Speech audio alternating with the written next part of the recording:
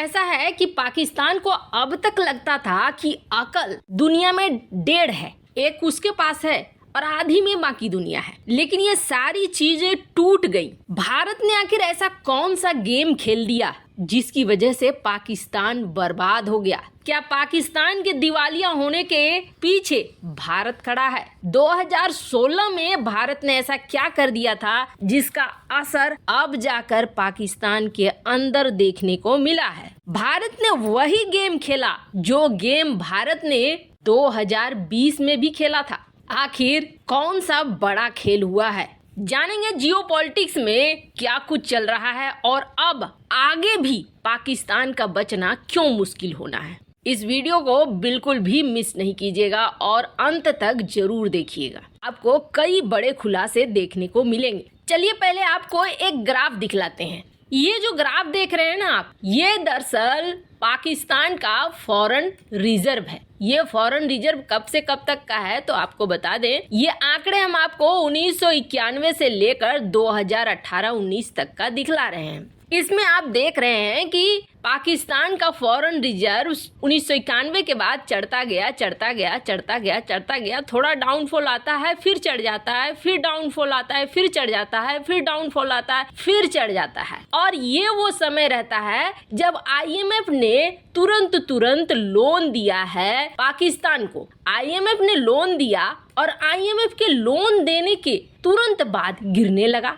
अरे पैसे जब आते हैं तो पैसे आने का मतलब है फॉरेन रिजर्व बढ़ेगा न कि घटेगा। अचानक से ये क्यों घटने लगा? तो जरा ध्यान दीजिए, ये समय कौन सा समय है? ये समय है 2016 और 2016 से ये धड़ाधड़ गिरने लगता है। फॉरेन रिजर्व में बड़ी गिरावट देखने को मिलती है 2016 में और सोचने वाली बात यह है कि यहाँ पर IMF लोन दे रहा है पाकिस्तान को, इसके बावजूद ये गिरावट देखने को मिल रही है। अब जरा एक और कहानी पर चलते हैं, ठीक है। आर्टिकल 370 2020 में आता है वोटिंग के लिए। लोकसभा में उस वक्त बीजेपी के पास बहुमत थी, यानी कि एनडीए सरकार के पास बहुमत थी और एनडीए सरकार को बहुत अच्छे से पता था कि लोकसभा में ये बिल पास हो जाएगा। हुआ भी ऐसा, विपक्ष सोचता रह गया लेकिन लोकसभा में पास हो गया। तब विपक्ष ने ये सोचा था कि अच्छा बेटा राज्यसभा में तो आओगे, कहाँ बचोगे,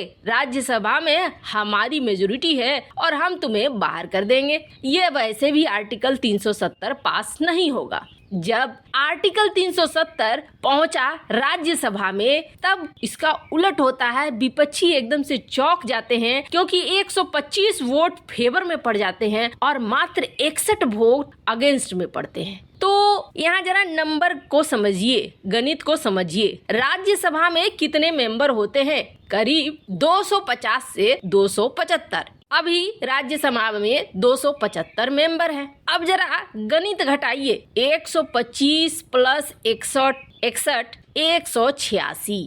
बाकी मेंबर कहाँ गए? यहाँ पर भी एक खेल हो गया था। बाकी मेंबर दरअसल छुट्टियों पर थे। छुट्टियों का ये प्लान बहुत पहले बना था। अब आते हैं पाकिस्तान की असली कहानी पर। इस वक्त पाकिस्तान के हालात ऐसे हैं कि पाकिस्तान की जनता खुद कह रही है कि हमें PM मोदी चाहिए सिर्फ। काश इस देश का बंटवारा नहीं हुआ होता, काश इस देश में 8 सालों के लिए PM मोदी आ जाते। हमें कोई बेनजीर, कोई इमरान, कोई शहबाज शरीफ नहीं चाहिए। PM मोदी की तारीफ में जुटा हुआ है आम पाकिस्तानी। क्यों? इन पाकिस्तानियों का ये कहना है कि काश बंटवारा नहीं हुआ होता, हम 20 रुपए किलो टमाटर खरीद रहे होते, 150 रुपए किलो चिकन खरीद रहे होते। ऐसा तो नहीं होता ना जैसा आज यहाँ हो रहा है। कौन कहता है कि PM मोदी खराब है? बिल्कुल खराब नहीं है। क्या भारत के मुसलमान नहीं खा रहे हैं ये सारी चीजें? ये वो आम पाकिस्तानी है जो कहता है हमारे बच्चों को अगर रात में खाना नहीं मिलेगा तो हम ऐसे देश में रह के क्या करेंगे। और भारत से तुलना मत कीजिए, पाकिस्तान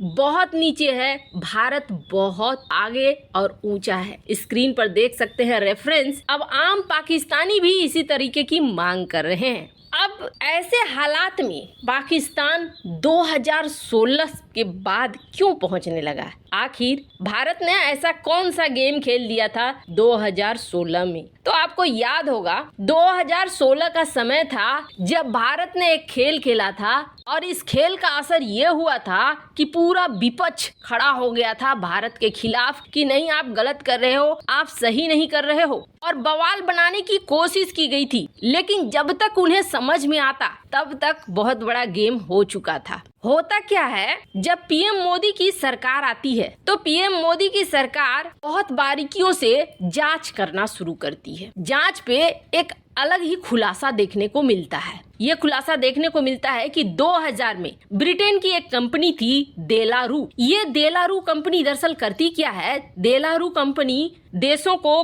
करेंसी के लिए पेपर और जो सुरक्षा के धागे होते हैं ना, जो रंग बदलते हैं, वो देती है। 2004 में ये कॉन्ट्रैक्ट दिया गया देलारू को, और 2004 में हमारे वित्त मंत्री कौन थे, एक बार जाकर देख सकते हैं, कांग्रेस का शासनकाल था। 2004 से लेकर 31 दिसंबर 2015 तक ये कंपनी भारत को करेंसी के पेपर देती थी और भारत को सुरक्षा वाला वो धागा देती थी। 2004 से लेकर 2015 तक इस कंपनी के कॉन्ट्रैक्ट को 4 बार बढ़ाया गया। फिर आते हैं वित्त मंत्री के रूप में प्रणब मुखर्जी, और प्रणब मुखर्जी इसके लाइसेंस को कैंसिल कर देते हैं। फिर से वापस सत्ता पर आते हैं वित्त मंत्री के रूप में पी चिदम्बरम, और कहा जाता है कि फिर से जो ब्लैक लिस्ट किया था प्रणब मुखर्जी ने देलारू को, वो बैन हटा लिया जाता है। वो बैन हटने के बाद वापस से इस कंपनी को मिल जाता है कॉन्ट्रैक्ट, और ये कंपनी भारत में करेंसी और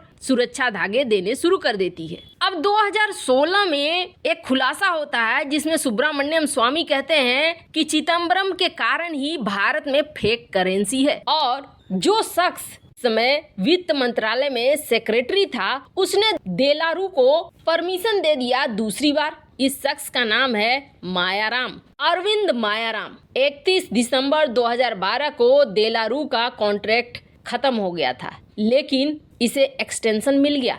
3 साल का इसे एक एक्सटेंशन मिल गया, और वो भी गलत तरीके से। तब इस कंपनी ने ये कहा था कि हमारे पास पेटेंट है जिसके अनुसार ये जो धागा और ये करेंसी है ये सिर्फ आपका है, यूनिक है। 2009 में उसने कहा था कि मेरे पास पेटेंट है, लेकिन उसके पास पेटेंट 2011 में हुआ था। यानी फिर कैसे बढ़ा दिया गया, कैसे एक्सटेंशन दे दिया गया बिना पेटेंट के, कैसे इस कंपनी को आगे करेंसी और धागे देने के लिए कहा गया। अब कहा क्या जाता है, कहा यह जाता है कि दरअसल ये वही समय था जिस समय यही कंपनी भारतीय करेंसी के लिए जो नोट इस्तेमाल होता था और जो धागे इस्तेमाल होते थे वो देता था पाकिस्तान को। पाकिस्तान बनाता था नकली करेंसी और भारत में इसे भेज देता था, और भारत में बदल कर असली करेंसी चली जाती थी आतंकवादियों के हाथ में। यानी इस भारतीय करेंसी का भरपूर इस्तेमाल करने लगा था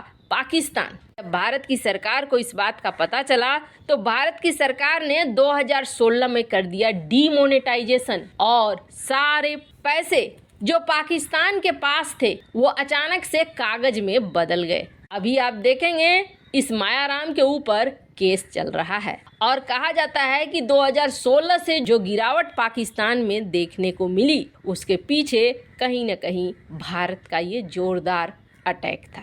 वैसे इन सब मामले में आपकी क्या राय है, कमेंट कर जरूर बताएं। जल्द मिलते हैं अगले वीडियो में नई खबर के साथ।